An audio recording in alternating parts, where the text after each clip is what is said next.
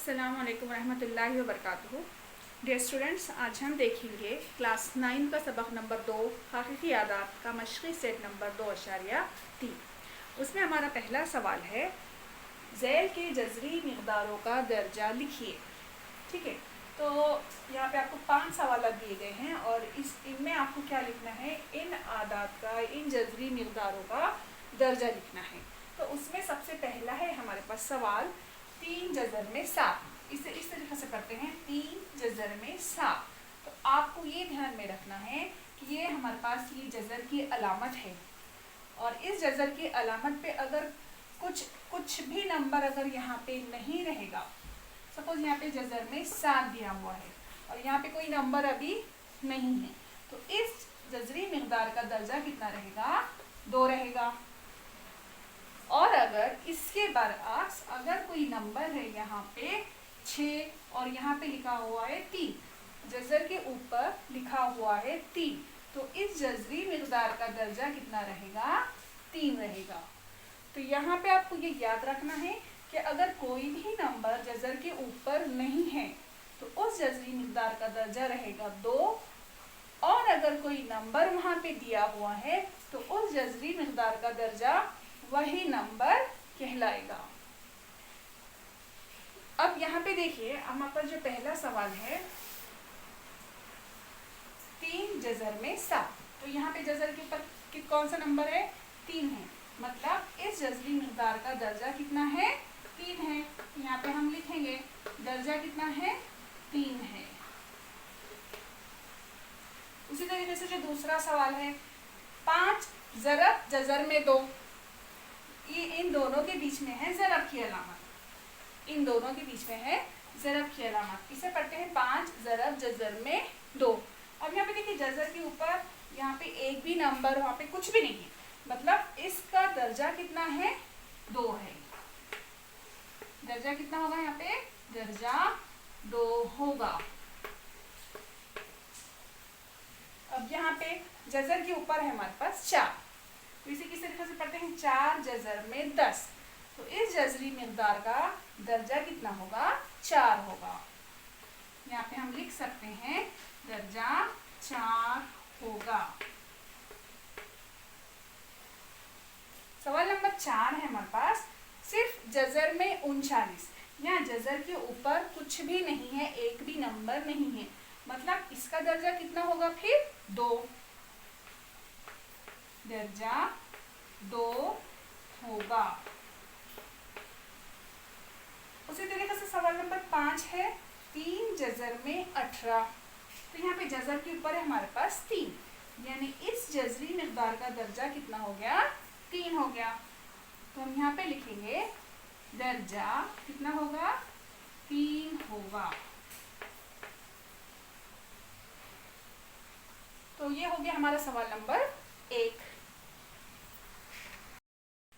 दूसरा सवाल है, मंदरजा ज़ैल में से कौन सा अदद जज़री मिक़दार है? लिखिए और जवाब के साथ लिखिए।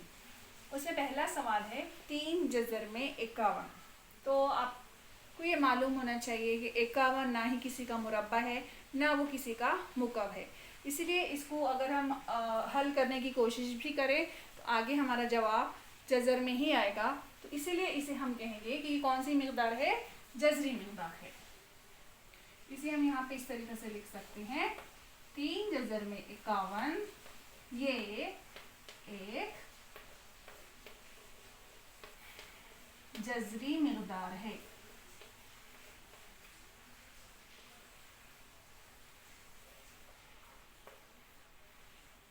अब दूसरा सवाल 4 जज़र में 16।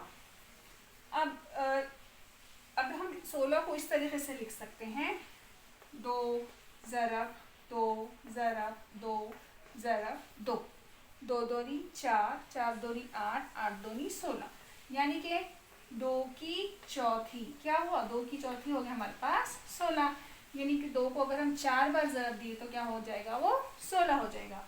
तो यहाँ पे हम अगर यहाँ की जज़र की अलामत हटाना है तो इसे किस तरीके से लिखेंगे? 16 की 1/4। अब 16 को हम क्या लिख सकते हैं? 16 क्या है, 2 की चौथी, यानी कि 2 की क़ुव्वत 4। तो हम इस तरीके से लिख सकते हैं 2 की क़ुव्वत 4, और ये खौस के ऊपर जो 1/4 है वो एज इट इज। तो यहाँ पे ये 4 और ये 4 क्या हो जाएगा, कैंसिल हो जाएगा, यानी 4 का 4, 4 का 4। हमारा जवाब कितना आया फिर यहाँ पे 2, यानी कि 4 जज़र में 16, जज़र के बाहर आने के बाद क्या हो गया, 2 हो गया। इसका मतलब ये हुआ कि जज़र में 16 जज़री मिक़दार नहीं है, क्योंकि वो जज़र के बाहर आ गए तो क्या हो जाएगा, 2 हो जाएगा। इसलिए यहाँ पे हम इस तरीके से लिख सकते हैं 4 जज़र में 16 ये जज़री मिक़दार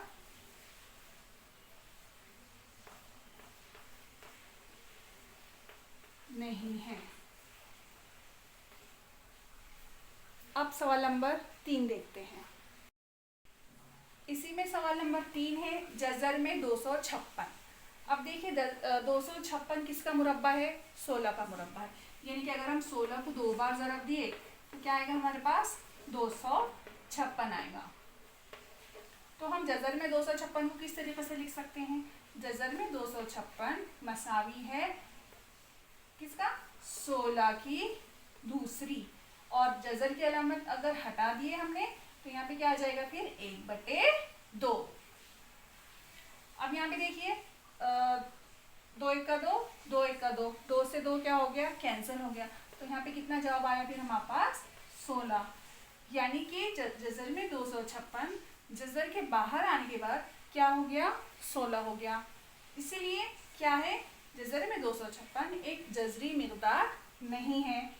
हम यहाँ पे इसे लिख सकते हैं जज़र में 256 जज़री मिक़दार नहीं है।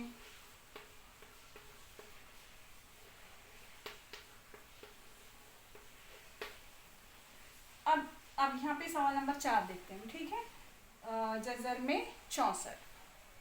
अब यहाँ पे देखिए, यहाँ पे ऐसा कौन सा अदद है जिसको अगर हम 3 बार ज़रब दिए तो क्या आना हमारे पास, 64 आना। तो ऐसा अदद हमारे पास है 4। अगर हम 4 को 3 बार ज़रब देते हैं तो हमारे पास क्या आएगा, 64 आएगा, यानी 4 की तीसरी कितना हुआ हमारे पास, 64 हुआ। तो हम यहाँ पे 3 जज़र में 64 को इस तरह लिख सकते हैं, 64 को अगर हम लिखें यहाँ पे जज़र की 3 जज़र में है, अगर जज़र की अलामत हटाना है तो क्या आएगा यहाँ पे 1/3। अब 64 को क्या लिख सकते हैं हम, 4 की तीसरी, और ये 1/3 एज इट इज। 3 से 3 क्या हो जाएगा, कैंसिल हो जाएगा, और कितना बचा जवाब हमारे पास, सिर्फ 4, यानी कि 3 जज़र में 64 बाहर आने के बाद, जज़र की बाहर आने के बाद क्या आएगा आंसर हमारे पास, 4 आएगा। इसका मतलब यही हुआ कि ये जो अदद है ये भी क्या है, जज़री मिक़दार नहीं है, जज़री मिक़दार नहीं है। उम्मीद है आपको ये समझ में आ रहा होगा, ठीक है। अब हमारे पास इसके बाद का जो लास्ट सवाल है वो है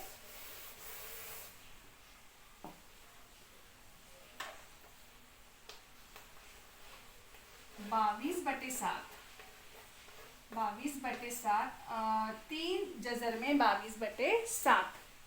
तो इसको भी अगर हम हल करें तो ये जज़र के बाहर नहीं आ सकता, या आएगा भी लेकिन वो कौन सी मिक़दार कहलाएगा, जज़री मिक़दार ही कहलाएगा। तो इसको हम इस तरीके से लिख सकते हैं, ये जो है तो क्या है, जज़री मिक़दार है।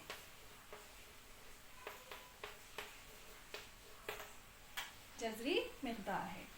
तो इस तरीके से हमारे आज 2 सवाल कंप्लीट हो गए हैं। उम्मीद है आपको समझ में आया होगा। अगर आपको अच्छे से समझ में आया तो लाइक, शेयर और सब्सक्राइब ज़रूर कीजिएगा। मिलते हैं नेक्स्ट वीडियो में इंशाअल्लाह।